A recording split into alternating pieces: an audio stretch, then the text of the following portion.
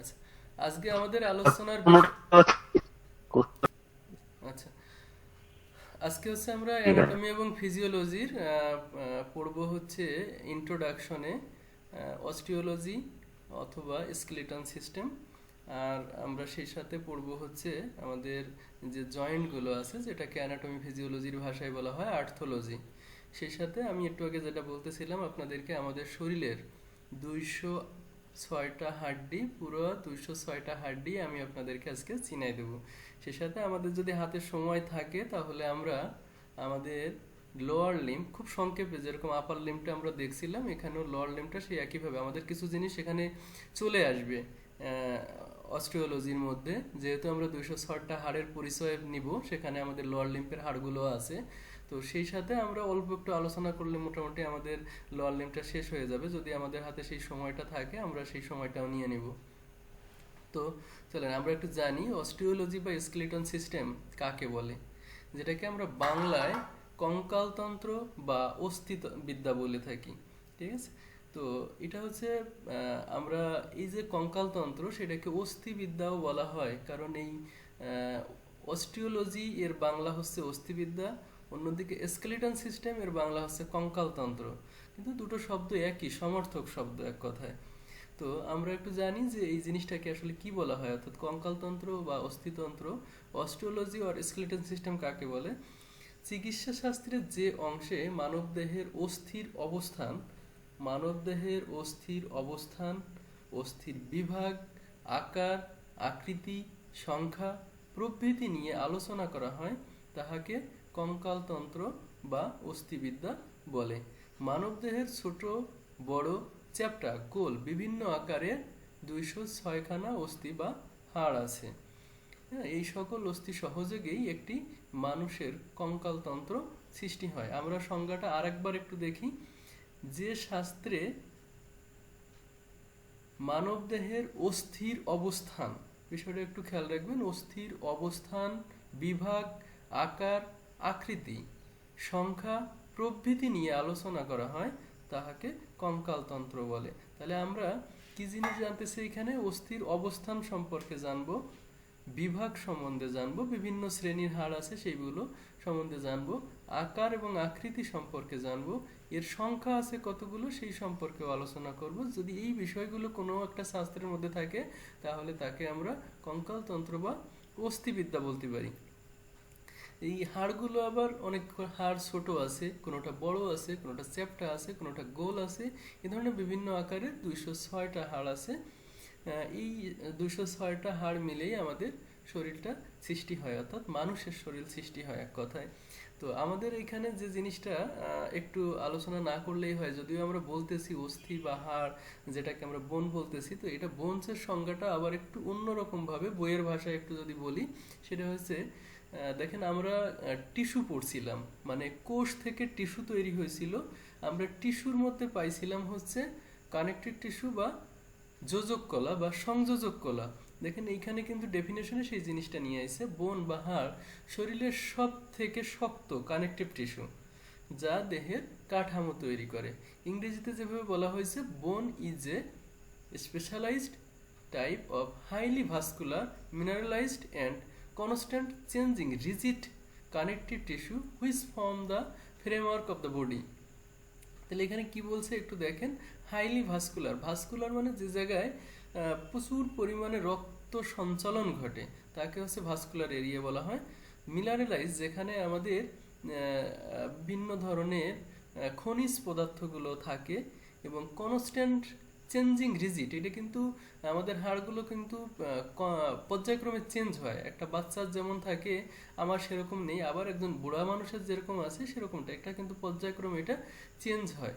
তো রিজিড মানে হচ্ছে শক্ত, কানেকটিভ টিস্যু হুইচ ফর্ম, এটা আমাদের শরীরের যে আকৃতি বা গঠন সেটা তৈরি করে থাকে। এরপরে আমাদের আছে কম্পোজিশন অফ বোন, অর্থাৎ বোনসের মধ্যে আসলে কি কি থাকে সেই জিনিসটা আমরা এখানে কিন্তু সংক্ষেপে আলোচনা করছি, এটার বিস্তারিত জিনিসগুলো এখানে আনা হয়নি। হাড়ের মধ্যে 50%, অর্থাৎ আমরা যদি একটা হাড়কে 100 ভাগ ধরি তাহলে তার অর্ধেক পরিমাণ থাকে হচ্ছে পানি, বাকি অর্ধেকের 67 ভাগ থাকে হচ্ছে ক্যালসিয়াম, এবং বাকি 33% থাকে হচ্ছে সেলুলার ম্যাটার। এই সেলুলার ম্যাটারের মধ্যে আমার কোষ আছে, তারপরে আমরা একটু আগে বললাম মিনারেল আছে, ঠিক আছে, তারপরে আমাদের রক্ত সঞ্চালনের কিছু রক্তের জিনিসপত্র আছে, এই ধরনের বিভিন্ন ধরনের জিনিসপত্র দিয়ে জিনিসগুলো নিয়ে আসা হয়েছে। তাহলে আমরা পাচ্ছি কি 50% পাইছি ওয়াটার অর্থাৎ পানি, আর বাকি 50%-এর মধ্যে 67% হচ্ছে ক্যালসিয়াম এবং 33% হচ্ছে সেলুলার ম্যাটার। এরপরে দেখেন আমরা কোষ থেকে টিস্যু পাইছিলাম, টিস্যু থেকে হচ্ছে আমরা চলে আসলাম বোনসে। এখানে আমরা একটু দেখব যে বোনসের মধ্যে যেসব সেলগুলো অর্থাৎ কোষগুলো থাকে সেটার নাম কি কি আছে। অস্টিওব্লাস্ট, অস্টিওসাইট এবং অস্টিওক্লাস্ট, এই ধরনের কোষগুলো আমাদের বোনসের মধ্যে থাকে। আর যে ধরনের টিস্যুগুলো থাকে সেটা একটু দেখি। এর মধ্যে হচ্ছে কম্প্যাক্ট টিস্যু থাকে আর হচ্ছে ক্যান্সিলিয়াস টিস্যু থাকে। আমরা এই বিষয়গুলো আরো আলোচনা করব, একটু নিচে একটু দেখতে পারবো। এখন দেখেন হাড়ের গাঠনিক উপাদান, গাঠনিক উপাদান হচ্ছে 4টা।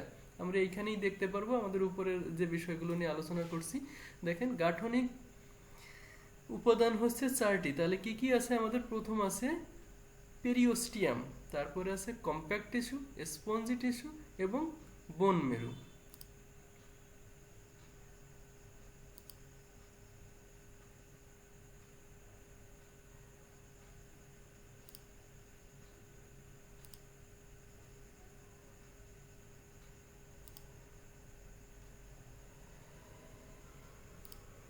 আচ্ছা, আমরা যদি এই ছবিটার দিকে একটু নজর দিই, দেখেন ছবিটার মধ্যে একেবারে উপরে পেরিওস্টিয়াম মানে বলা হয় হচ্ছে বঞ্চের কভার। পেরিওস্টিয়াম মানে হচ্ছে বঞ্চের কভার। পেরিওস্টিয়াম মানে হচ্ছে আমাদের যে হাড়টা আছে, হাড়ের যে উপরের অংশটা সেটাকে আমরা বলি পেরিওস্টিয়াম, অর্থাৎ হাড়ের কভারের নাম হচ্ছে পেরিওস্টিয়াম। দেখেন এখানে আমাদের প্রথমেই লেখা আছে 1 নম্বরে পেরিওস্টিয়াম। আমাদের এই যে এখানেও বঞ্চের নিচে এটাকে দেখানো হয়েছে, একদম উপরে যে আবরণটা আছে আমাদের এটাকে বলা হয় পেরিওস্টিয়াম।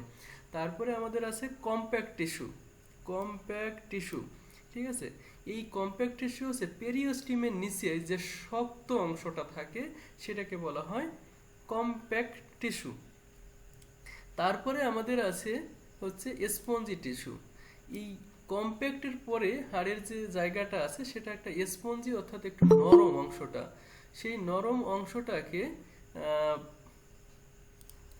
আচ্ছা, নরম অংশটাকে অর্থাৎ আমাদের যে কম্প্যাক্ট টিস্যু আছে তার ভিতরে থাকে একটু নরম অংশ। আপনারা যদি কখনো মুরগি কিংবা গরু কিংবা যে ধরনের পশু পাখি যেটাই দেখেন না কেন, দেখবেন উপরে শক্ত একটা আবরণ থাকে, তার ভিতরে একটা নরম অংশ থাকে, অনেক সময় অনেকে শ্বাস বলে এটাকে।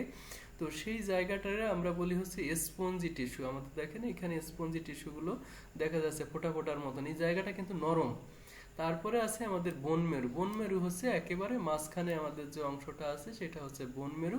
এই বোন মেরু কিন্তু আমাদের অনেক গুরুত্বপূর্ণ একটা পয়েন্ট, যেখান থেকে আমাদের রক্ত তৈরি হয়। এক কথায় এখানে দেখেন একটু বড় করে এই ছবিটাকে দেখানো হয়েছে যে এটা কেমন দেখতে। বোন মেরুটা খুব সুন্দর করে দেখানো হয়েছে, এটাকে একটু জুম করে। তো এটা ছিল আমাদের বোনচের পেরিওস্টিয়াম, হ্যাঁ মানে 4টা যে গাঠনিক যে অংশটা সেটা আমরা দেখতেছিলাম। এরপরে আমরা আসব classification of bones. Classification of বোনসের মধ্যে আমাদের যে জিনিসগুলো আছে আমরা একটু দেখব। এখানে দেখেন লেখা আছে মরফোলজিক্যালি বোনস হচ্ছে 6 প্রকার। এখন মরফোলজিক্যালি বলতে আমরা চোখে যেভাবে দেখি সেইভাবে এটাকে 6 ভাগে ভাগ করা হয়েছে। তো তার মধ্যে আমাদের প্রথমেই আছে লং বোন। লং বোন এখানে উদাহরণ দেওয়া আছে, দেখেন হিউমেরাস, রেডিয়াস, আলনা, ফিমার, টিবিয়া, অর্থাৎ আমাদের যে বোনসগুলো বেশ লম্বা সেটাকে লং বোন বলা হয়। তারপরে আমাদের 2 নম্বরে আছে শর্ট বোন। শর্ট বোন হচ্ছে কার্পাল, টার্সাল বোন, যেগুলো ছোট ছোট যে বোনসগুলো তাকে বলা হয় হচ্ছে শর্ট বোন।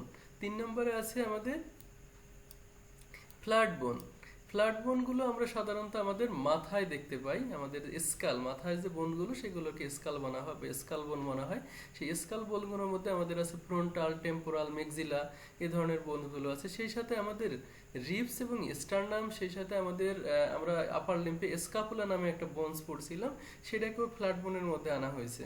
সো তাহলে আমরা 3 ধরনের। 4 নম্বরে আছে আমার ইরেগুলার বোন। ইরেগুলার বোনটা আমাদের সব থেকে ভালো একটা উদাহরণ হচ্ছে আমাদের হিপ বোন। আমরা কিছুক্ষণ পরে হিপ বোনের চরিত্র চেহারা দেখব, তখন আমরা এটি নেব। আর এছাড়া আছে হচ্ছে ভার্টিব্রা। আমাদের শরীরে 33টা ভার্টিব্রা আছে, এই 33টা ভার্টিব্রাই ইরেগুলার বোন হিসেবে আখ্যায়িত করি, কারণ তার গঠনটা আসলে একটু এলোমেলো ধরনের, এদিকে ওদিকে কেমন যেন দেখতে, এই জন্য এটাকে ইরেগুলার বোন বলা হয়। তারপরে আছে হচ্ছে নিউমেটিক বোন। নিউমেটিক বলতে বোঝানো হয় যেসব বোনসের মধ্যে বাতাস থাকে তাকে বলা হয় নিউমেটিক বোন। তো নিউমেটিক বাতাস থাকে আমাদের সাধারণত নাকের যে হাড্ডিগুলো আছে সেই হাড়ের মধ্যে, তার মধ্যে একটা আছে আমাদের ম্যাক্সিলা। এছাড়া আমাদের জাইগোমেটিক নামে একটা বোন আছে, তো এই বোনসের মধ্যে সাধারণত বাতাস থাকে, এই জন্য এটাকে নিউমেটিক বোন বলা হয়। আর আছে হচ্ছে সিসাময়েড বোন। সিসাময়েড বোনের মধ্যে আমাদের একমাত্র বোন আছে হচ্ছে প্যাটেলা। প্যাটেলাটা হাঁটুর উপরে থাকে। সিসাময়েড বলতে এটা একটু দেখতে একটু অন্যরকম ব্যতিক্রম ধর্মী, এই জন্য এটার নামকরণ করা হয়েছে এইভাবে সিসাময়েড বোন। তো এরপরে আমরা একটু জানবো যে বোনের আসলে কাজটা কি। আমি একটু আগে অনেক কথাই বলছি, তারপরে আমরা একটু বইয়ের ভাষায় একটু দেখবো যে আসলে বোনসের কাজগুলো কি কি আছে। তাহলে মানবদেহের যে আকার বা শেপ তাহা অস্থির দ্বারা তৈরি হইয়া থাকে। অর্থাৎ আমাদের শরীরটা আজকে যে অবস্থানে আছে, আমরা যে হাঁটাচলা করি, এই যে স্ট্রাকচার, এই স্ট্রাকচারটা তৈরি হয়েছে হাড়ের কারণে। হাড় না থাকলে আমাদের এই স্ট্রাকচারটা তৈরি হতো না। আবার যদি মাংসপেশি না থাকতো তাহলে এই হাড়গুলোকে ধরে রাখতে পারতাম না আমরা। তো এরকম প্রত্যেকটা জিনিসের আলাদা আলাদাভাবে একটা করে গুরুত্ব আছে, সেই গুরুত্ব জায়গাগুলো থেকেই আমাদের একটা জিনিস পড়তে হয় এভাবে। তাহলে কি হয়েছে, আমাদের শরীরের যে স্ট্রাকচারটা তৈরি হচ্ছে সেটা তৈরি হচ্ছে হাড়ের দ্বারা। এটা হাড়ের একটা অন্যতম প্রধান ভূমিকা। আমরা দ্বিতীয় জায়গায় দেখবো হচ্ছে কিছু কিছু অস্থি দেহকে বাইরের আঘাত থেকে রক্ষা করে, আবার কিছু কিছু অস্থি শরীরের অভ্যন্তরের কিছু গুরুত্বপূর্ণ অঙ্গকে সর্বদা রক্ষা করে। দেখেন আমাদের শরীরের যে হাড়গুলো, সেটা আমরা কিন্তু কোনো কিছু থেকে আঘাতপ্রাপ্ত হলে হাত দিয়ে এটাকে প্রোটেকশন নেওয়ার একটা চেষ্টা করি, তো এটা সবসময় কিন্তু থাকে। সেই সাথে দেখেন আমাদের বুকের মধ্যে হচ্ছে আমাদের গুরুত্বপূর্ণ অঙ্গগুলো রয়েছে, অর্গান, যেটা হার্ট আছে, ফুসফুস আছে। তো সেটাকে দেখেন এখানে শক্ত একটা কাভার দিয়ে এটাকে আটকায় রাখা হয়েছে যাতে বাইরে থেকে এটা আঘাতপ্রাপ্ত না হয়। এটাকে বলা হয় রিপ কেস কিংবা থোরাসিক কেস, এভাবে বলা হয়। সেই কেস দিয়ে এটাকে আটকায় রাখা হয়েছে। আমাদের ব্রেনটা অনেক গুরুত্বপূর্ণ, যে কারণে আমাদের মস্তিষ্কের হাড়গুলোও কিন্তু অনেক শক্ত, যেটাকে সহজে ভাঙা যায় না। তো এই জন্য এই যদি হাড়গুলো না থাকতো তাহলে আমাদের এই জিনিসগুলো কিন্তু এইরকম ভাবে সুরক্ষিত থাকতো না। যে কোনো সময় যে কোনো ধরনের ছোটখাটো আঘাতেই এগুলো ভেঙে পড়ে যাইতো কিংবা নষ্ট খারাপ হয়ে যাইতো। তো আমাদের হাড় এইগুলোকে সেই জায়গা থেকে রক্ষা করে আছে।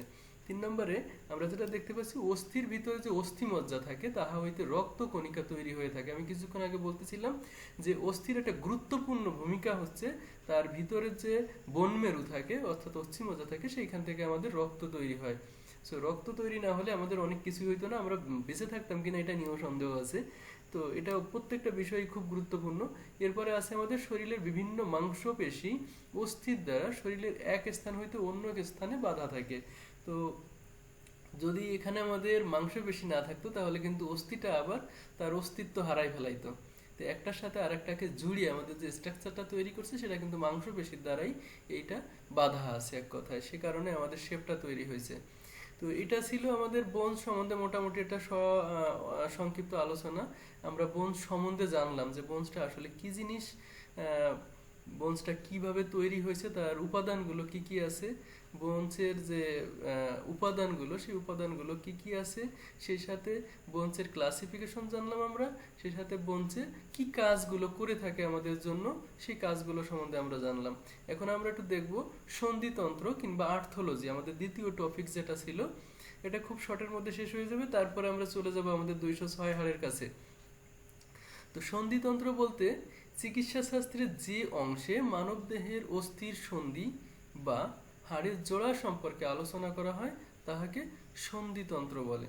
তাহলে আমরা কিন্তু হাড়ের পড়ার সময় অনেকটাই এই জায়গাটা আলোচনা করা হয়ে গেছে, যে আমাদের হাড়গুলো যে জায়গায় মিলিত হয়েছে, যেটা জাংশন বলা হয়, সেই জাংশনটাকেই আমরা সন্ধি বলি। সেই সন্ধিতন্ত্র নিয়ে যে পুস্তকে আলোচনা করা হয় সেটাই আমাদের সন্ধিতত্ত্ব কিংবা আর্থোলজি। তাহলে সন্ধির সংজ্ঞাটা আর একটু ভিন্নভাবে বইয়ের ভাষায় আমরা একটু দেখার চেষ্টা করি। সেটা হচ্ছে দুই বা দুইয়ের অধিক বোন এক জায়গায় মিলিত হইয়া যে জয়েন্ট বা আর্টিকুলেশন মিলিত হয়ে যে অবস্থানটা তৈরি করে তাকে জয়েন্ট বা আর্টিকুলেশন বলে। ইংরেজিতে যে বলা হয়েছে a joint is a junction between two or more bones, অর্থাৎ একই সাথে যদি দুটো কিংবা তার থেকে অধিক বোনস একই জায়গায় মিলিত হয়, সেই মিলিত হওয়ার জায়গাকে বলা হয় জয়েন্ট বা আর্টিকুলেশন। এখানে একটা কথা দেখেন, একটু ইতালিক করে দেওয়া আছে, কোনো কোনো জয়েন্ট এর মুভমেন্ট থাকে, আবার কোনো কোনো জয়েন্ট এর মুভমেন্ট থাকে না। আমরা এই বিষয়টা অবশ্যই মনে রাখবো। আমরা আপার লিম্ব পড়ার সময় মুভমেন্ট পড়তেছিলাম, তো আমাদের আপার লিম্বে হয়তো অনেক জায়গায় অনেক মুভমেন্ট আছে, এমন এমন কিছু জায়গা আছে যে জায়গায় আমরা দুটো বোনস পাশাপাশি আছে কিন্তু সেখানে কোনো মুভমেন্ট মানে নড়াচড়া হচ্ছে না, তারা পাশাপাশি অবস্থান করছে শুধুমাত্র। এখানে একটা চিত্র আছে, একটু দেখেন চিত্রটার মধ্যে আমাদের এটা হচ্ছে নি জয়েন্ট। তো আমাদের আমি এই চিত্রটা দিছি হচ্ছে আমাদের যে জোড়াটা বোঝানোর জন্য। দেখেন আমাদের উপরে যে বোনসটা আছে এটা হচ্ছে ফিমার বোন, তারপরে আমাদের নিচে যে বোনসটা আছে এটা হচ্ছে টিবিয়া। এই টিবিয়া আর ফিবুলা একসাথে মিলিয়ে আমাদের এখানে একটা জয়েন্ট তৈরি করছে। সরি, টিবিয়া আর ফিবুলা না, টিবিয়া আর হচ্ছে ফিমার, এই দুটো মিলে আমাদের এখানে একটা জয়েন্ট তৈরি করছে। সেই জয়েন্টটার নাম হচ্ছে নি জয়েন্ট। তো আমরা এখানে আমাদের নি জয়েন্টে অবশ্য আর একটা মাংস হাড় আছে, সেটা হচ্ছে প্যাটেলা। তো প্যাটেলা থাক বা না থাক আমাদের এই জয়েন্ট কিন্তু নি জয়েন্ট থেকে যাবে। অনেকেরই অ্যাক্সিডেন্টাল কিংবা কোনো রকম কোনো একটা রোগের কারণে অনেক সময় এই প্যাটেলা বোনটাকে ফেলাই দেওয়া হয়, তো সেক্ষেত্রে আমাদের নি জয়েন্ট কিন্তু চেঞ্জ হবে না, প্যাটেলা থাক আর না থাক। ঠিক আছে, সো এটা আমাদের নি জয়েন্ট। নি জয়েন্টে দেখেন একটা হাড় আছে, এখানে একটা হাড় আছে, আমাদের অবশ্য জাংশন, এখানে আবার ফিবুলা আছে, প্যাটেলা আছে, সবগুলো মিলিয়ে কিন্তু এখানে একটা জাংশন তৈরি হয়েছে। জাংশনটা এই কারণেই আমি দেওয়ার চেষ্টা করছি যেহেতু আমাদের দুই বা দুইয়ের অধিক বন্স থাকতে হবে একটা জয়েন্টের জন্য। তো দুটো বন্স থাকলেই আমরা সেটাকে জয়েন্ট বলতে পারি, তার অধিকও থাকতে পারে কোনো কোনো জায়গায়, সব জায়গায় থাকবে এমন না। আবার সব জায়গায় মুভমেন্ট হবে এমনও না, আবার মুভমেন্ট হবে না সেরকম বলা যাবে না। কিছু কিছু জায়গায় মুভমেন্ট হবে, কিছু কিছু জায়গায় মুভমেন্ট হবে না। আমরা এবার দেখব জয়েন্ট কত প্রকার আছে।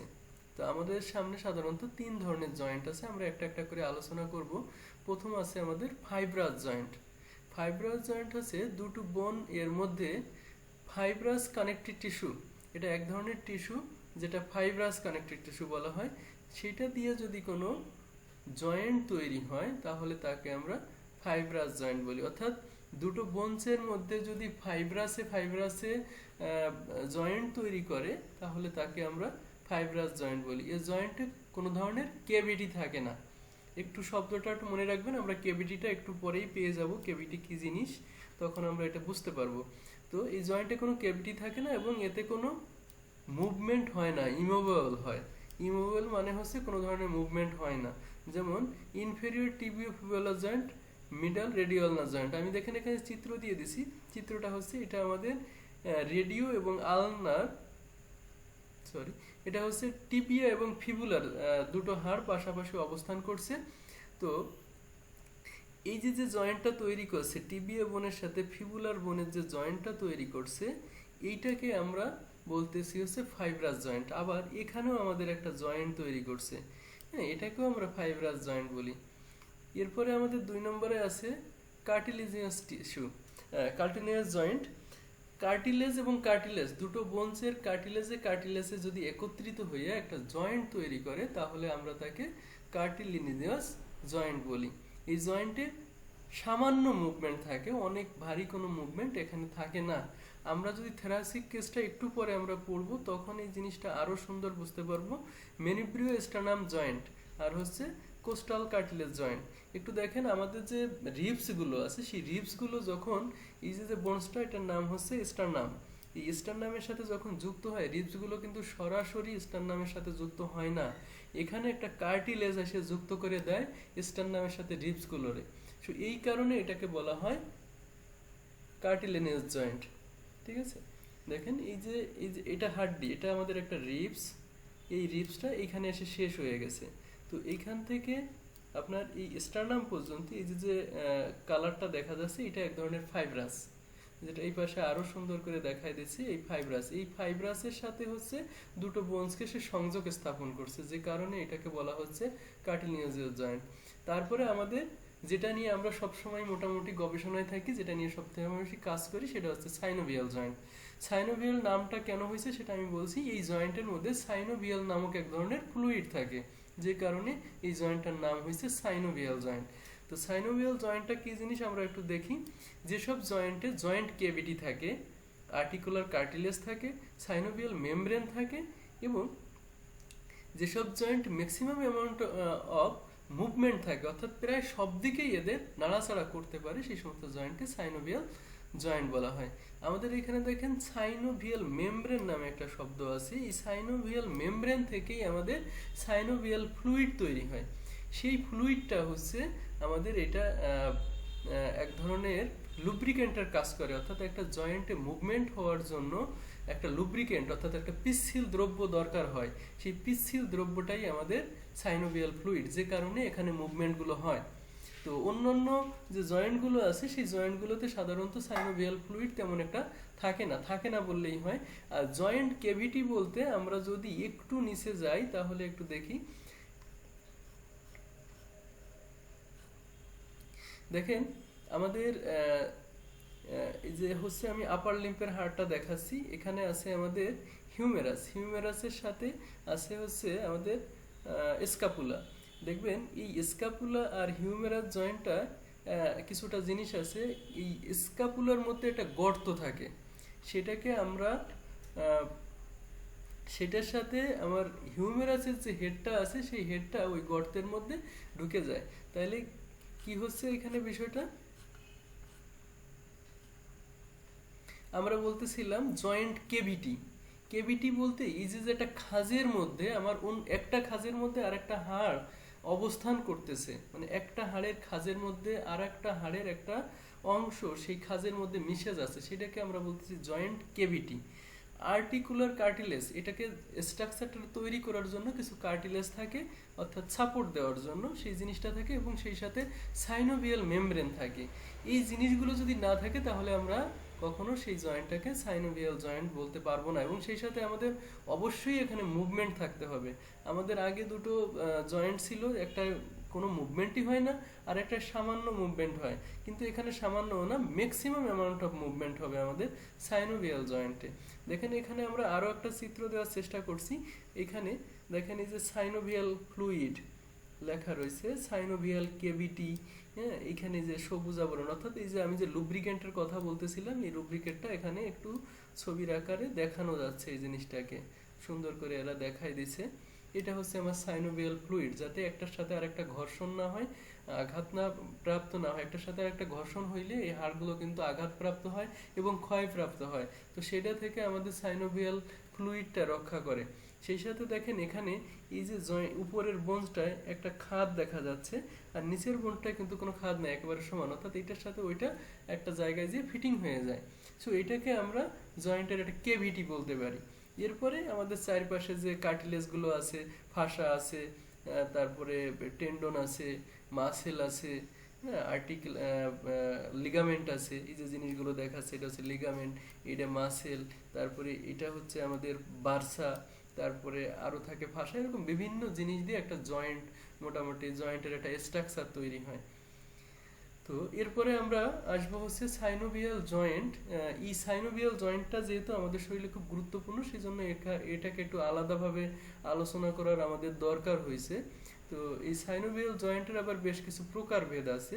এটাও আমাদের মরফোলজিক্যালি এটাকে আলোচনা করব আমরা, অর্থাৎ দেখতে কিরকম দেখা যায় সেইটার উপর বিশেষ বিষয় করে আমরা এটাকে দেখব। দেখেন আমাদের সাইনোভিয়াল জয়েন্ট সাধারণত 7 প্রকার, এখানে যেটা দেওয়া আছে। দেখো প্রথম আছে প্লেন জয়েন্ট। প্লেন জয়েন্ট উদাহরণ হিসেবে দেওয়া আছে ইন্টারমেটাটার্সাল জয়েন্ট। এখন এই আমরা প্লেন জয়েন্টটা কখন বুঝবো, যে জয়েন্টে সাধারণত একটা মুভমেন্ট হয়, ঠিক আছে, যে কোনো একটা দিকে মুভমেন্ট হবে, সেটাকে আমরা প্লেন জয়েন্ট বলি। আবার কখনো কখনো এই প্লেনে, যেহেতু আমাদের সাইনোভিয়াল জয়েন্ট মুভমেন্ট হতে হবে, হ্যাঁ, সো এইখানে আমাদের ইন্টারকোস্টাল, দেখেন আমাদের যে হাতের যে হাড্ডিগুলো আমরা যেহেতু মেটাটার্সাল বলতেছি, সেটাকে আমাদের একটা গ্লাইড মুভমেন্ট হয়, এটাকে বলা হয় একমুখী মুভমেন্ট। হ্যাঁ, তো সেটা এই জন্য একমুখী মুভমেন্ট হয়, এর জন্য আমরা এটাকে প্লেন জয়েন্ট বলতেছি। এরপরে আছে হিং জয়েন্ট। হিং জয়েন্ট একটু আগে আমরা হিউমেরাস দেখতেছিলাম, আলনা দেখতেছিলাম, অর্থাৎ আমাদের হিউমেরাসের সাথে আলনার যে একটা জয়েন্ট তৈরি হয়েছে সেটাকে হিংস টাইপ অফ জয়েন্ট বলা হয়। এটার ব্যাপারটা হয়েছে এটা দুই দিকে মুভমেন্ট হইতে পারে, তার বেশি এটা মুভমেন্ট হইতে পারে না। এবং হিংসড এই কারণেই এটাকে বলা হয়েছে যে এটার সাথে একটা এটাকে একটা আংটার মতন একটার সাথে আর একটা বাঁধিয়া থাকে, যে কারণে এটাকে হিংস টাইপ বলা হয়েছে, অর্থাৎ পেন্ডিং অবস্থায় থাকে এটা। তারপরে বলা হয়েছে পিভট জয়েন্ট। পিভট জয়েন্ট হচ্ছে প্রক্সিমাল রেডিও আলনার জয়েন্ট, আর হচ্ছে আটলান্টো অক্সিয়াল জয়েন্ট। এখন প্রক্সিমাল রেডিও আলনার জয়েন্ট হচ্ছে আমাদের রেডিও এবং আলনার যে উপরের জয়েন্টটা সেটাকে বলা হচ্ছে। এইখানে গ্লাইডিং, এখানে আমাদের প্লেন যে জয়েন্টটা আছে, প্রথম যে জয়েন্টটা আমরা আলোচনা করছি ঠিক এটার মতন মুভমেন্ট হয়, কিন্তু এটার মুভমেন্টটা আর একটু বেশি হয়, যে কারণে এটাকে একটু আলাদাভাবে দেখানো হয়েছে। তারপরে আছে আমাদের বাইকর্ডিয়াল জয়েন্ট। বাইকর্ডিয়াল জয়েন্টটা হচ্ছে আর একটু মজার, সেটা হচ্ছে আমাদের নি জয়েন্ট, তারপরে আমাদের এলবো জয়েন্ট, টেম্পারোমন্ডিবুলার জয়েন্ট। এটা দেখবেন একটা নির্দিষ্ট জায়গায় এটা অবস্থান করে, তারপরে সেটা সেখান থেকে অন্যদিকে মুভ হয়, অর্থাৎ একটা জায়গা থেকে সে দুটো মুভমেন্ট করে একই দিকে। সেই জন্য এটাকে বাইকর্ডিয়াল জয়েন্ট বলা হয়েছে, যেহেতু সে একটা জায়গা থেকে দুই ধরনের মুভমেন্ট করে সেই জন্য এটাকে বাইকর্ডিয়াল জয়েন্ট বলা হয়েছে। তারপরে বলা হয়েছে আমাদের ইলিপসয়েড জয়েন্ট। ইলিপসয়েড জয়েন্ট হচ্ছে আমাদের রিজ জয়েন্ট, মেটাকার্পোফ্যালাঞ্জিয়াল জয়েন্ট। তারপরে আছে saddle type of joint. Saddle type of জয়েন্টের মধ্যে আছে কার্পো মেটাকার্পাল জয়েন্ট অফ থাম, অর্থাৎ আমাদের কার্পো মেটাকার্পাল জয়েন্টের যে বুড়া আঙুলটা আছে সেটাকে বলা হয়। এছাড়া আমাদের ক্যালকেনিও কিউবেট জয়েন্ট আছে, সেই জিনিসটাকে বলা হয়। আমাদের সব থেকে গুরুত্বপূর্ণ জয়েন্ট হচ্ছে ball and socket type of joint, অর্থাৎ শোল্ডার জয়েন্ট, হিপ জয়েন্ট। আমি একটু আগে আপনাদেরকে এটা দেখাচ্ছিলাম যে আমাদের শোল্ডার জয়েন্টে এবং আমাদের নিচের অংশে হিপ জয়েন্টে দেখবেন একটা হাড় একটু বলের মতন থাকে, আর একটা হাড়ের এখানে কেভিটি আছে। তো এটা একটা জায়গার সাথে আর একটা আটকে যায়, যেহেতু এটা একটা বলের মতন আছে আর একটা জায়গায় আটকে যায়, সেই আটকানো জায়গাটাকে সকেট বলা হয়েছে এখানে। এই জন্য এই জয়েন্টটার নাম একটু এরকম হয়েছে, বল অ্যান্ড সকেট জয়েন্ট। এটা শোল্ডার জয়েন্ট এবং হিপ জয়েন্ট হিসেবে ধরা হয়েছে। আমরা এখন ফাংশনে কি জানবো, জয়েন্ট আমাদের কি কাজে করে আমাদের শরীরের জন্য। আসলে জয়েন্টও অনেক গুরুত্বপূর্ণ কাজ করে, হাড় যেরকম আমাদের কাজ করে সেরকম জয়েন্টগুলো সেরকম কাজ করে। সেটা হচ্ছে জয়েন্ট যদি না থাকতো আমরা নড়াচড়া করতে পারতাম না, তো জয়েন্টের সাহায্যে আমরা সাধারণত নড়াচড়া করে থাকি। এটা ছোট বা বড় হইয়া দেহের ভিতরের বস্তুকে রক্ষা করে। আমরা যে কোনো অবস্থানে যে কোনো বিষয়ে নিজেকে ইচ্ছা করলে কখনো বসে পড়তে পারি, কখনো এটাকে বলা হয় হাফ লাইং শুয়ে পড়তে পারি, হ্যাঁ, চেয়ারে বসতে পারি, মাটিতে বসতে পারি। অর্থাৎ এটা আমাদের ভিতরের বস্তুকে রক্ষা করার জন্য আমরা বিভিন্ন সময় বিভিন্ন ধরনের প্রোটেকশন নিই, সেই ক্ষেত্রে আমাদেরকে জয়েন্টগুলো সাহায্য করে থাকে। শরীরের ওজন বহনে সাহায্য করে, ঠিক আছে। আমাদের যে শরীর আছে তার যে ওজন, সেই ওজনটা বহনে আমাদের জয়েন্টগুলো সাহায্য করে থাকে। দেহের স্থিতিস্থাপকতা রক্ষা করে। স্থিতিস্থাপক বলতে আমাদের ইলাস্টিসিটিকে বোঝানো হয়েছে। আমরা একটা জায়গায় যাব, সেখানে যাইতে গেলে আমাদের ধরেন হাঁটতে হবে, হাঁটতে গেলে আমাদের হাঁটুতে যদি ভাঁজ না হয়, হিপ জয়েন্টে যদি ভাঁজ না হয়, তাহলে কিন্তু আমরা সহজে হাঁটতে পারবো না। তো এক্ষেত্রে আমাদের স্থিতিস্থাপকতা যদি রক্ষা না করে তাহলে আমরা চলতে পারবো না, একটা জায়গায় রোবটের মতন থেকে যাব। এক্ষেত্রে আমাদের জয়েন্ট গুরুত্বপূর্ণ ভূমিকা পালন করে। এছাড়া আমরা যে লাভ ঝাঁপ, দৈনন্দিন কাজকর্ম, এই সব কিছু যদি জয়েন্ট না থাকতো তাহলে আমরা সহজে করতে পারতাম না, আমাদের অনেক কষ্ট হইতো। হ্যাঁ, রোবটে যেরকম করে সেরকম করা লাগতো। তো সেই সব ক্ষেত্রে আমরা মোটামুটি অন্য অন্য জীবজন্তু কিংবা এই যে আর্টিফিশিয়াল যেসব জিনিস তৈরি হচ্ছে সেখান থেকে আমরা আমাদের শরীরকে কিংবা মানুষকে আলাদাভাবে দেখতে পারি, আমাদের কাজকর্ম করাইতে পারি। সেই বিষয়ে আমাদেরকে সাহায্য করতেছে আমাদের শরীরের যে জয়েন্টগুলো আছে সেই জয়েন্টগুলো। তো আমরা এরপরে চলে আসতেছি আমাদের যে 206 হাড়ের বর্ণনা, সেই বর্ণনায় চলে আসতেছি। আমাদের মাথাকে বলা হয় স্কাল। আপনারা হয়তো এর আগেও শুনছেন, মাথাকে, মাথার যে হাড় সেই হাড়কে বলা হয় হচ্ছে স্কাল। স্কালটাকে আমরা দুই ভাগে ভাগ করছি, একটাকে বলা হয় ব্রেইন বক্স, আর একটা বলা হয় ফেসিয়াল স্কেলিটন।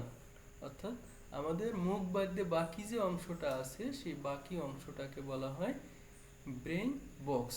আর মুখের হাড়গুলোকে আমরা আলাদাভাবে দেখানোর চেষ্টা করছি, এটা বইতেও এই ভাগগুলো এভাবে আছে। তো তো আমাদের প্রথমেই আছে দেখেন প্যারাইটাল বোন। আমরা চলে যাচ্ছি স্কালের ব্রেন বক্সে। প্রথম আমাদের বোনসের নাম হচ্ছে প্যারাইটাল বোন। এখানে ছবিতে দেখেন, দেখতে পাচ্ছেন আপনারা, এটা হচ্ছে প্যারাইটাল বোন।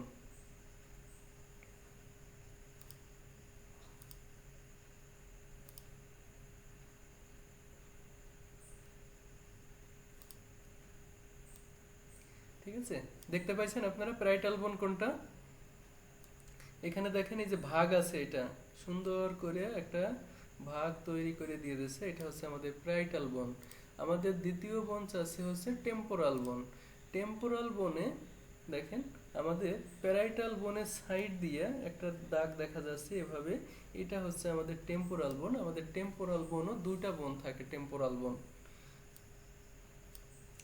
তারপরে আছে আমাদের ফ্রন্টাল বোন। ফ্রন্টাল বোন থাকে একটা, এটা আমাদের কপালের উপরে থাকে।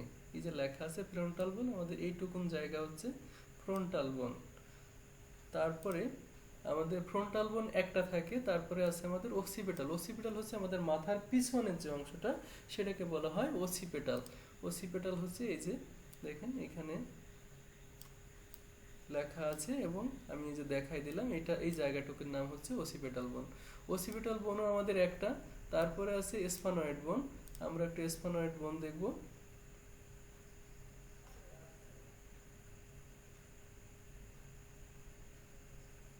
আচ্ছা, এই ছবিতে দেখেন সুন্দর দেখা যাচ্ছে এই ছবিটা। এই যে আমাদের স্পানয়েড, যেটুক জায়গার মধ্যে এটা দেখা যাচ্ছে একদম মানচিত্রের মতন, এই জায়গাটাই আমাদের স্পানয়েড বোন। আপনারা আবার একটু দেখেন, এটা হচ্ছে আমাদের স্পানয়েড বোন। স্পানয়েড বোনও আমাদের একটা থাকে। তারপরে আছে আমাদের ইদময়েড বোন। ইদময়েড বোনও আমাদের একটা। ঠিক আছে, ইদময়েড বোনটা থাকে হচ্ছে আমাদের চোখের পাশে। হ্যাঁ, এটাকে আমরা এখানে এত ভালোভাবে দেখতে পারবো না, কারণ এটা 3D ছবি নয়, যে কারণে আমরা একদম ক্লিয়ার দেখতে পারবো না। তবে চোখের ভিতরে থাকে, এই পর্যন্ত আমরা জানতে পারি। এটা এটা আছে আমাদের ব্রেন বক্সে। টোটাল 8টা হাড় থাকে, সে 8টা হাড় আপনারা দেখলেন। প্যারাইটাল বোন দুটো, টেম্পোরাল বোন দুটো, ফ্রন্টাল বোন একটা, ওক্সিপিটাল বোন একটা, স্ফনোয়েড বোন একটা, এবং ইদময়েড বোন একটা। এই টোটাল 8টা বোন আছে আমার ব্রেন বক্সে। আমাদের দ্বিতীয় অবস্থানে আছে হচ্ছে ফেসিয়াল স্কেলেটন। ফেসিয়াল স্কেলেটনের মধ্যে আমাদের 14টা হাড় আছে। আবারও বলছি, ফেসিয়াল স্কেলেটনের মধ্যে আমাদের 14টা হাড় আছে। তো 14টা হাড় কোথায় আছে আমরা একটু দেখি আবারও। আমাদের প্রথম আছে হচ্ছে মেক্সিলা। ঠিক আছে, আমরা একটু দেখি মেক্সিলাটা কোথায় আছে। দেখেন এই যে সুন্দর করে লেখা রয়েছে আমার মেক্সিলা হাড়টা কোথায়। দাঁতের উপরের যে অংশটা, আমাদের গালের ভিতরে দাঁতের উপরের যে অংশটা, সেই উপরের অংশটাকে বলা হচ্ছে আমাদের মেক্সিলা। আমাদের মেক্সিলা বোন আছে দুটো। তারপরে আমাদের বোনস আছে জাইগোমেটিক। জাইগোমেটিক বোনসও আছে আমাদের দুটো। দেখেন এই মেক্সিলার উপরে এই যে সাদা বর্ডারটা দেখা যাচ্ছে, এই সাদা বর্ডার, এই পুরা সাদা বর্ডারের এই অংশটা হচ্ছে আমাদের জাইগোমেটিক বোন। তারপরে আছে আমাদের নেজাল বোন। নেজাল বোনটা আমরা একটু দেখি কোথায় আছে নেজাল বোন। এই যে দেখা যাচ্ছে নেজাল বোনটা আমাদের এইখান থেকে শুরু করে, এটা হচ্ছে আমাদের নেজাল বোন। তারপরে আমাদের আছে লেক্রিমাল বোন। লেক্রিমাল বোনও দুটো আছে। লেক্রিমাল বোন দুটোর মধ্যে আমরা দেখি এই যে লেক্রিমাল লেখা রয়েছে। লেক্রিমালটা আমাদের এটাও চোখের কোটরে আছে, সেজন্য আমরা একদম পুরো ক্লিয়ারলি দেখতে পারবো না। তবে এখান থেকে যতটা অনুমান করা যাচ্ছে, এই যে কালো যে অংশটা, সেই কালো অংশটাকে আমরা বলি হচ্ছে লেক্রিমাল বোন। যেহেতু আমাদের চোখ আছে দুই পাশে দুটো, সেহেতু আমাদের এই লেক্রিমাল বোনও দুইটা আছে। তারপরে আছে আমাদের প্যালেটাইন বোন। আমরা যদি প্যালেটাইন বোনটাকে দেখার চেষ্টা করি, প্যালেটাইন প্যালেটাইন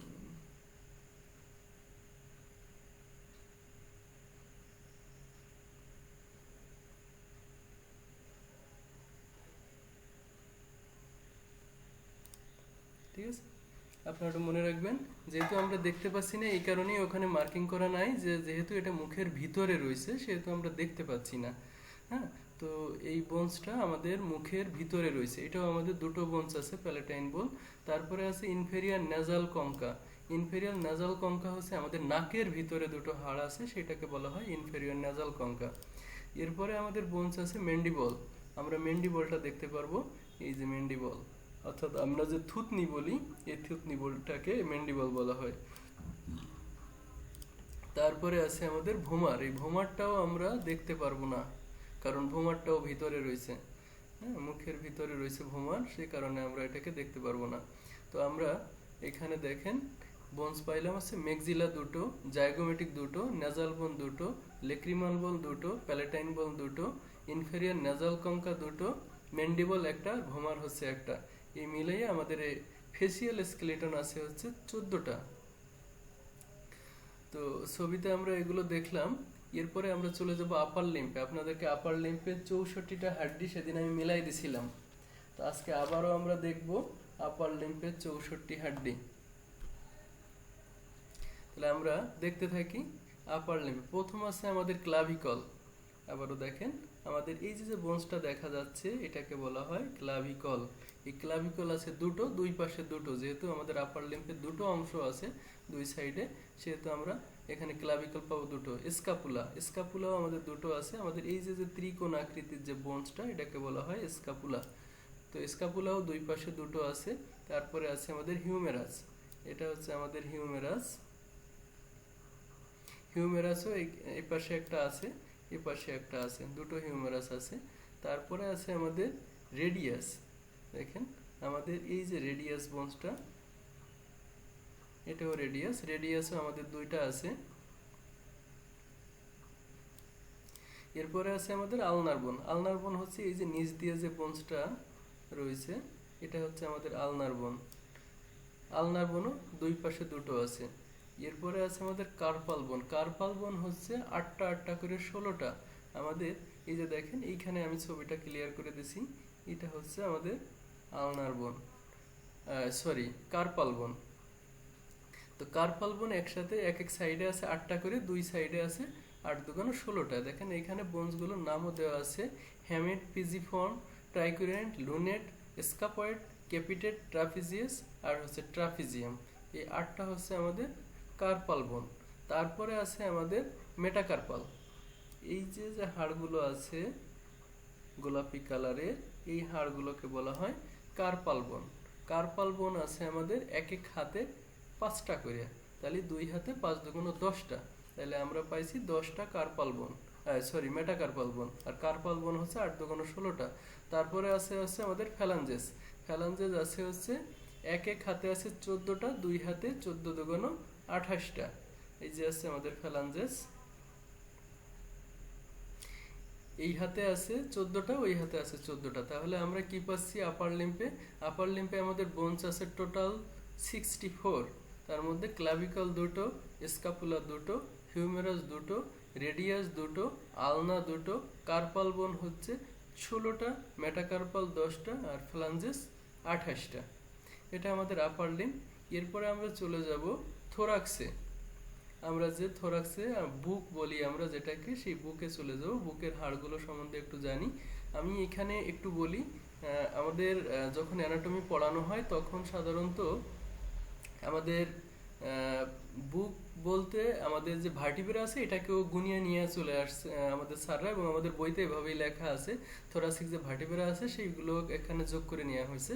কিন্তু আমি বুকে এই হাড্ডিগুলো আনি নাই, সেটা আমি আলাদা করে দেখাই দেবো। ভার্টিব্রায় পুরো ভার্টিব্রাতে যখন আমরা যাব তখন ওইখানে সবকিছু দেখাই দেবো ভার্টিব্রা। এখানে আমরা ভার্টিব্রা বাদ দিয়ে বাকি হাড়গুলোকে দেখব।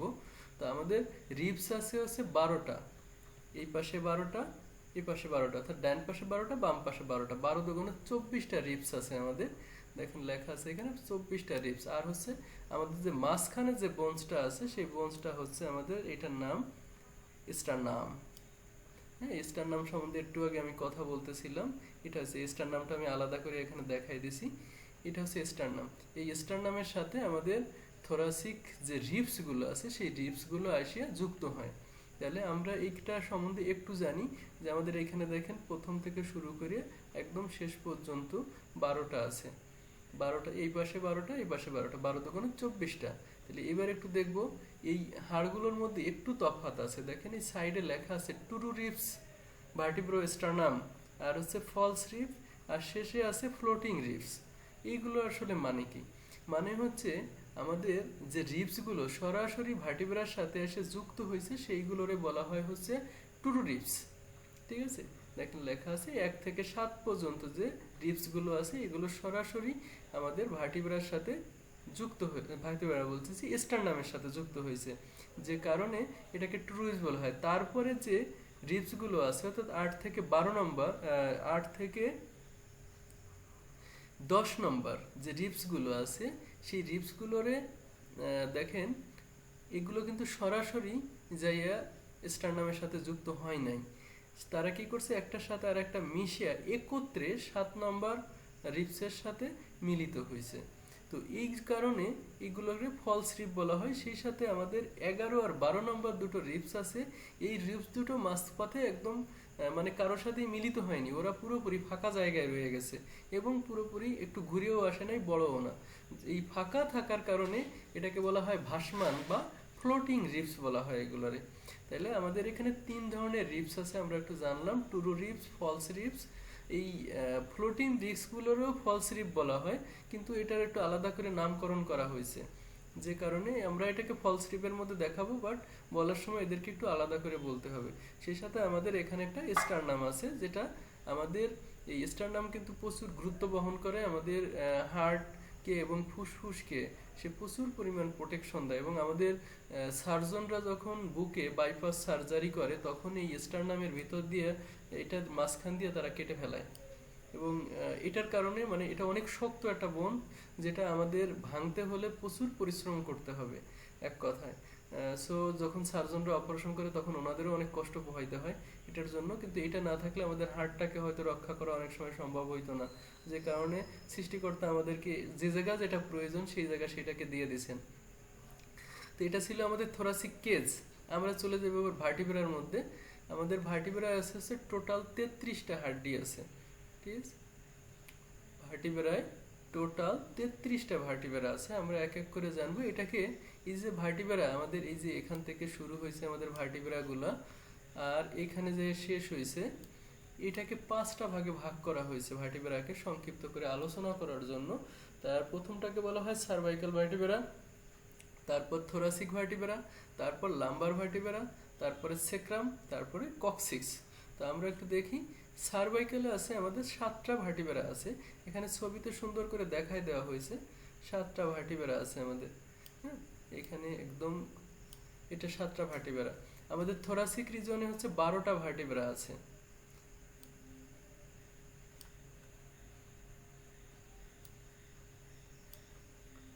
থোরাসিক রিজনে আমাদের 12টা ভার্টিব্রা আছে। তারপরে আছে আমাদের লাম্বার রিজন, যেটাকে আমরা অনেক সময় মাজাও বলে থাকি, মাজার হাড়। তো মাজার হাড়ে আমাদের 5টা হাড্ডি আছে। তারপরে আছে আমাদের স্যাক্রাম, স্যাক্রামে আমাদের 5টা হাড্ডি আছে। আর শেষে আছে হচ্ছে কক্সিস। এখানে কিছু বিষয়ের জটিলতা আছে। দেখেন আমাদের স্যাক্রামের যে হাড়গুলা, এগুলো কিন্তু একটার সাথে আর একটা মিশে রয়েছে, এটাকে আলাদা করে দেখানো যায় না। আর কোক্সিসের 4টা হাড় আছে, এটাকেও আলাদা করা যায় না, একসাথে এরা মিশে রয়েছে। কিন্তু আমাদের গণনার সময় কিন্তু এটাকে গুণে নিতে হবে, যে আমাদের স্যাক্রামে 5টা হাড্ডি রয়েছে আর কক্সিসে 4টা হাড্ডি রয়েছে, এটা কিন্তু আমাদের গুণে নিতে হবে, বাট এটাকে আলাদা করে দেখানো যায় না। এটা আমাদের ছোটবেলায় হয়তো আলাদা থাকে, আস্তে আস্তে কোনো একটা সময় এই হাড়গুলো একটার সাথে আর একটা মিশে যায় এবং একটা শক্ত অবস্থান তৈরি করে। আচ্ছা, এটা ছিল আমাদের ভার্টিব্রাল বডি, একদম এ টু জেড 33টা হাড্ডি এখানে দেওয়া আছে, একটার পরে একটা সাজানো। এটা আমরা দেখে নিই। এরপরে আমাদের লোয়ার লিম্ব, লোয়ার লিম্পে আমাদের 62টা হাড্ডি আছে। আমরা আপার লিম্পে পাইছিলাম 64টা, আর লোয়ার লিম্পে আছে 62টা। এবার আমরা একটু দেখি। প্রথমেই আমাদের এখানে দেওয়া আছে হিপ বোন। একটু খেয়াল করি, আমাদের এইখানে যে মাঝখানে যে অংশটা আমি দাগাচ্ছি, যে অংশটা, এই অংশটা হচ্ছে আমাদের ভার্টিব্রাল অংশ। সো আমাদের এই অংশটা এখান থেকে বাদ যাবে। বাকি যে অংশটা আমাদের রয়ে গেল এই পাশে, এটাকে আমরা বলি হিপ বোন। এই হিপ বোন দুটো বোনস আছে আমাদের দুই পাশে। তাইলে আমরা লোয়ার লিম্পের প্রথম দুটো বোন, হিপ বোন, এটা পেয়ে গেলাম। তারপরে আমাদের আছে ফিমার।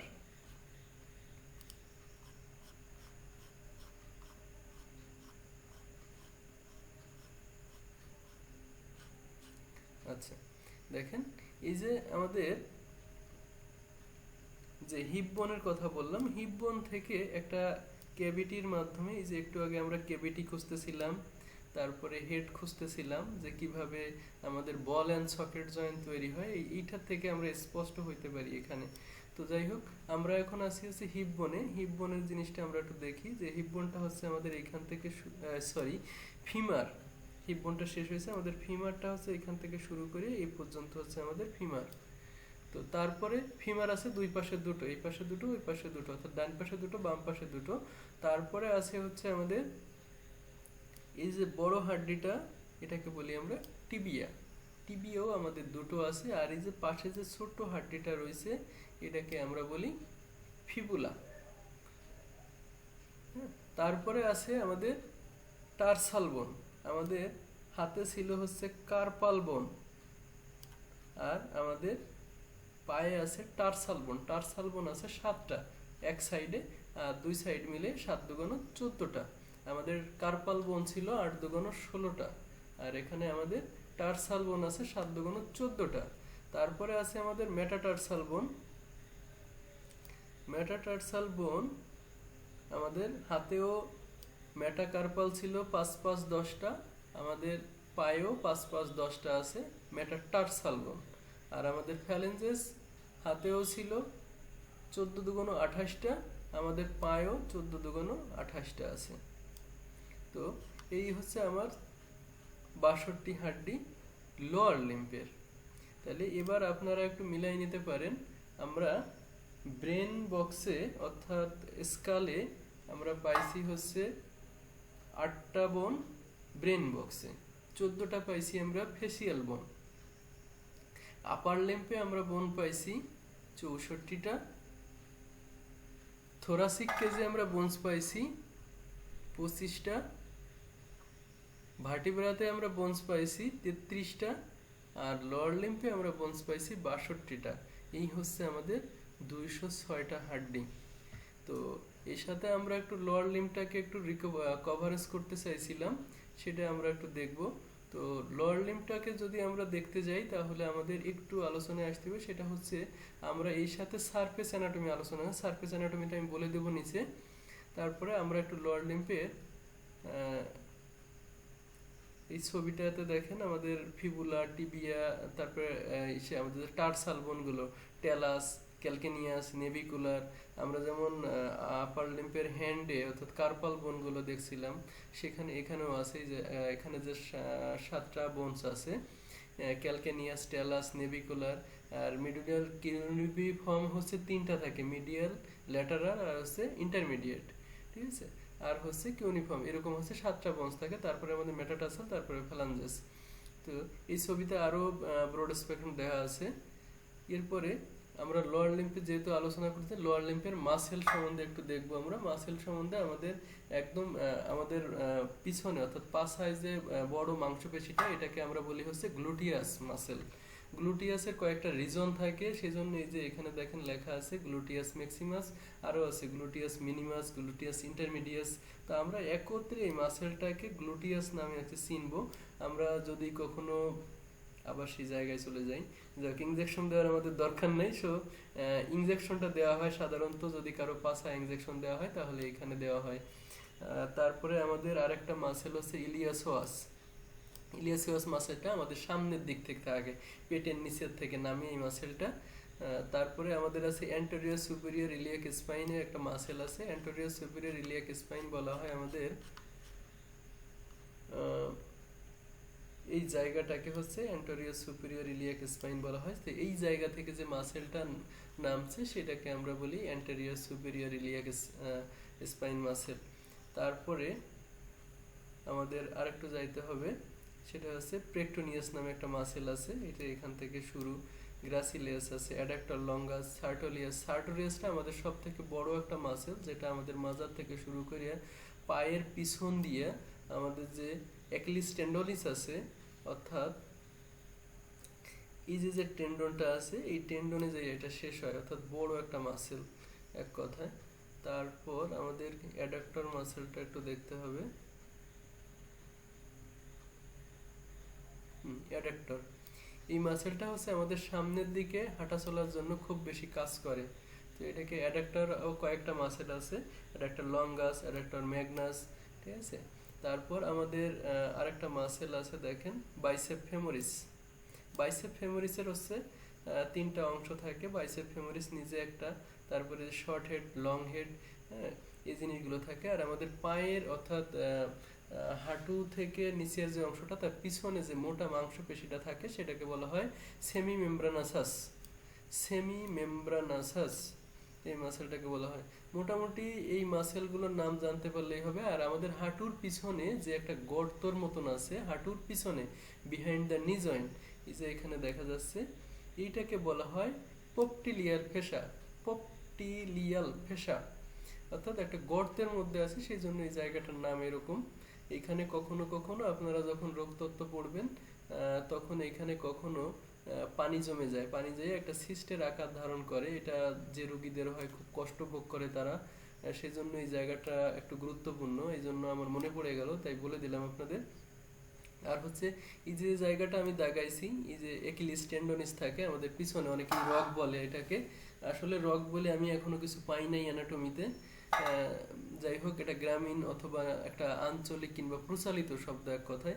তো এই একিলিস টেন্ডিলিস যদি কখনো কারো কেটে যায় তাহলে সে কিন্তু আর মুভ করতে পারবে না। আমাদের দেশে, বাংলাদেশে যারা আছেন তারা হয়তো জানেন, অনেক সময় আমাদের একটা প্রচলিত কথা আছে, কতটা সত্য মিথ্যা আমি জানতে পারবো না, প্রচলিত কথা বলতেছি যে জামাত শিবিরের লোকজন পায়ের রগ কেটে দিছে। আসলে তারা যেটা বলতে বোঝানোর চেষ্টা করতো, এই জিনিসটাকে বোঝানোর চেষ্টা করতো যে এটাকে কাটিয়ে দেওয়া হয়েছে। ঠিক আছে, কোনো এক সময় হইতো কিনা আমি জানি না, আর এই বিষয়ে কোনো তথ্য প্রমাণ নাই, শুধু প্রচলিত কথাটা বলে দিলাম এই জিনিসগুলো। এরপরে আমরা লোয়ার লিম্ফের ব্লাড সাপ্লাইটা দেখবো। আমরা আপার লিম্ফেও ব্লাড সাপ্লাই দেখছিলাম, এবার লোয়ার লিম্ফে আমরা ব্লাড সাপ্লাইটা দেখব।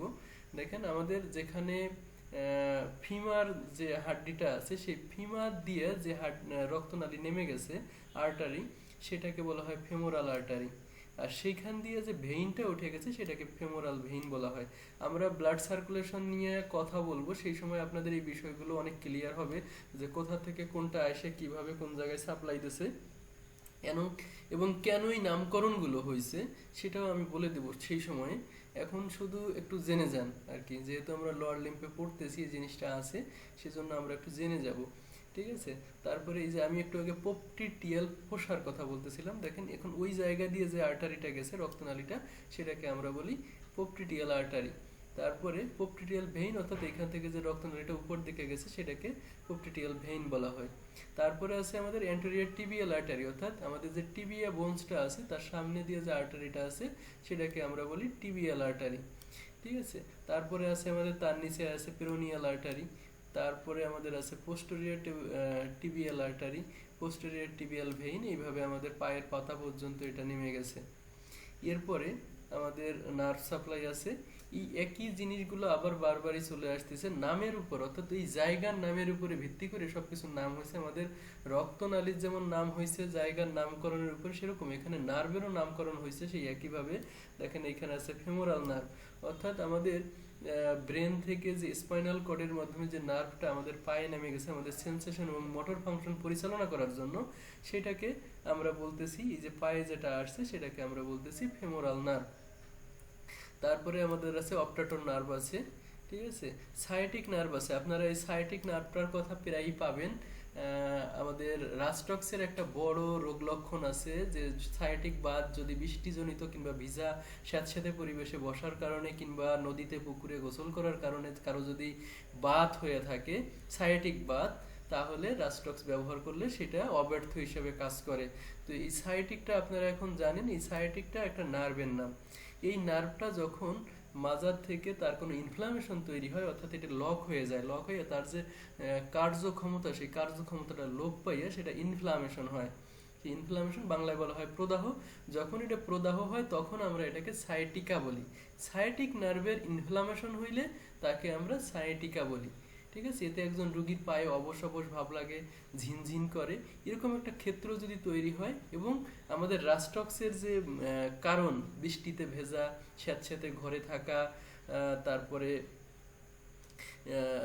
ঘামে ভিজা, অর্থাৎ অধিক পরিশ্রম করে ঘামিয়ে যাওয়া, নদীতে কিংবা পুকুরে গোসল করা, ঠান্ডা খাবার খাওয়া, এই ধরনের বিশিষ্ট লক্ষণ যদি থাকে তাহলে, এবং সেই কারণে যদি সায়াটিকা হয়, তাহলে আমরা রাস্টক্স ব্যবহার করলে খুব উপকারিত হব।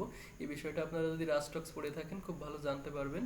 তো এই সেই সায়াটিক নার্ভ যেটা অবরুদ্ধ হইলে পরে আমাদের সায়াটিকা নামক এক ধরনের বাঁধ তৈরি হয়, সেটা আমরা সায়াটিক নার্ভ থেকে বা নার্ভের ইনফ্লামেশন থেকে আমরা পেয়ে থাকি এই জিনিসটা। তারপরে আমাদের আছে কমন ফিবুলার নার্ভ। আবার দেখেন এখানে এই জিনিসটা আছে, আমাদের যে জায়গাটা ফিবুলার, যে হাড়টা যে জায়গা দিয়ে গেছে সেটাকে সেই জায়গার উপর দিয়ে যে নার্ভটা গেছে সেটাকে বলা হয় ফিবুলার নার্ভ। তারপরে আছে সুপারফিশিয়াল ব্রাঞ্চ অফ নার্ভ, একদম পায়ের নিচের দিকে চলে এসে ডিপ ব্রাঞ্চেস, একটা উপর দিয়ে গেছে আর একটা নিচে দিয়ে গেছে, পায়ের ল্যাটারাল কম্পার্টমেন্ট দিয়ে আর একটা হচ্ছে অ্যান্টেরিয়র কম্পার্টমেন্ট দিয়ে। তো সেইটাকে বলা হয় সুপারফিশিয়াল ব্রাঞ্চ অফ নার্ভ, আর একটা হচ্ছে ডিপ ব্রাঞ্চেস অফ নার্ভ। এরপরে আমাদের একটা চিত্র আছে, দেখেন চিত্রটাকে আমি আস্তে আস্তে দেখানোর চেষ্টা করাই আপনাদের।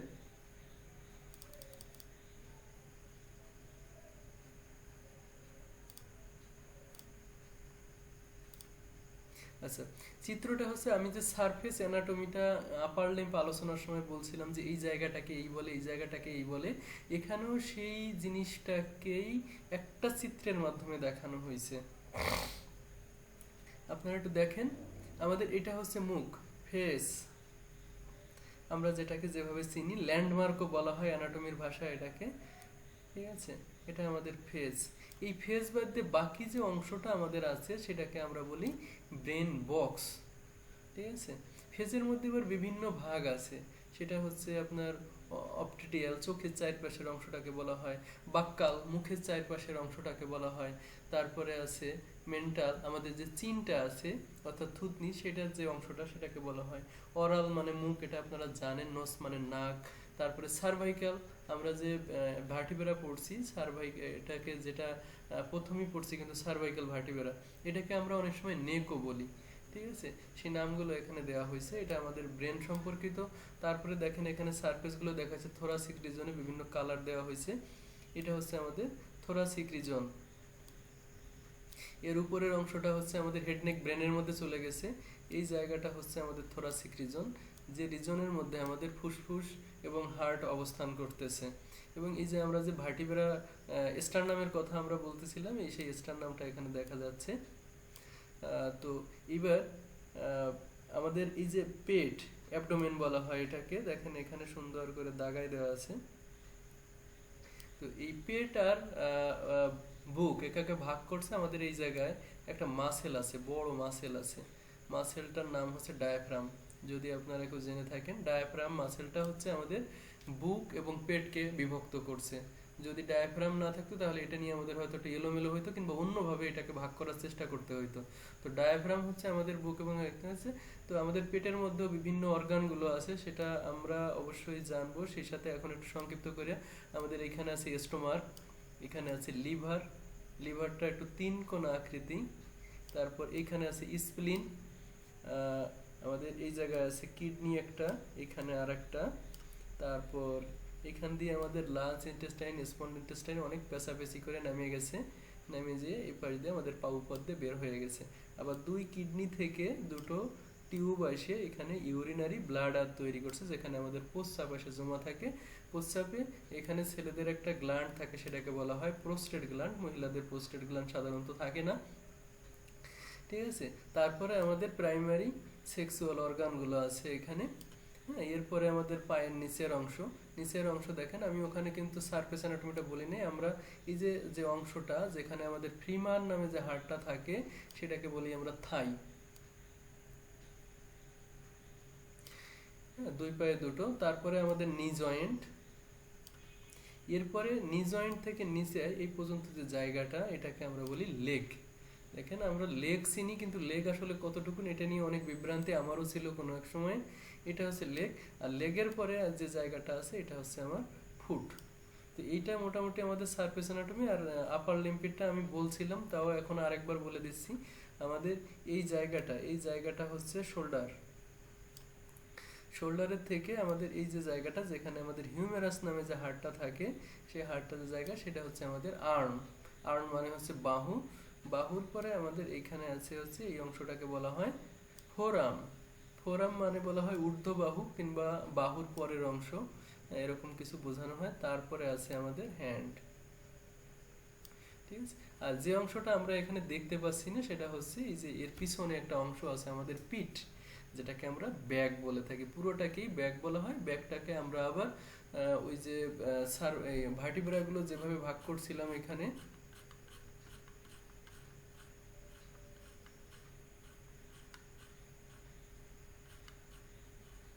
এখানে যেভাবে ভাগ করছিলাম এই হিসেবে অনেক সময় নাম বলা হয়। যেমন এই যে সার্ভাইকাল ভার্টিব্রা, এটাকে আমরা নেক বলি।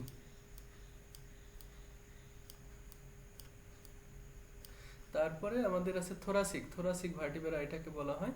থোরাসিক ভার্টিব্রা আর একটা নাম আছে ডরসাল ভার্টিব্রা বলা হয়। কখনো কখনো আপনারা যদি কোনো সোনোগ্রাফ কিংবা এক্সরে রিপোর্ট দেখেন, দেখবেন দেখা ডরসাল লেখা রয়েছে, কিংবা এমআরআইতে বেশিরভাগ সময় ডরসাল শব্দটা বেশি ব্যবহার করে। ঠিক আছে, তো এটাকে ডরসাল রিজনও বলা হয়। ডরসাল রিজনের পরে আমাদের এটা আছে লাম্বার রিজন কিংবা মাজা। তো এইভাবে আমরা পিঠের অংশটাকে এভাবেও ভাগ করে অনেকে, যে থোরাসিক রিজন, লাম্বার রিজন কিংবা মাজার অংশ কিংবা বুকের অংশ, বুকের পিছনের অংশ, এভাবে এইটাকে এই পুরো ব্যাগটাকে তিনটা অংশে ভাগ করা হয় ওই ক্ষেত্রে দিয়ে। কিন্তু এখানে স্যাক্রালা আর হচ্ছে কক্সিসটাকে ওইভাবে আনা হয় না। তো কারণ এই পর্যন্ত আমাদের মুভমেন্ট হয়, আর এই রিজনগুলো পর্যন্ত আমাদের হাত দিয়ে কিংবা আমরা এগুলোকে স্পর্শ করি, বুঝতে পারি। বাকি এই যে যে অংশটা, যেটা আমাদের দেখেন এই অংশটায় দেখা যাচ্ছে যে আমাদের স্যাক্রাল এবং কক্সিসটা মাজার নিচের অংশে, অর্থাৎ আমাদের লোয়ার লিম্ফের আওতার মধ্যে চলে গেছে। এটা যে কারণে ওইটা পিঠের অংশ হিসেবে অনেক সময় আমরা কাউন্ট করি না। কিন্তু আমাদের ভার্টিব্রাল বডি আলোচনা করার সময় আমরা এই জিনিসটাকে অবশ্যই আলোচনা করব। তো মোটামুটি এটাই ছিল আমার অস্টিওলজি এবং আর্থোলজির মোটামুটি আলোচনা, এবং আপনাদেরকে চিনাইতে চাইছিলাম 206টা হাড়। সেটা আমি হয়তো চিনাইতে সমর্থ হয়েছি বলে আমি মনে করি। এবার আপনাদের কাছে পৌঁছে যাব আমি।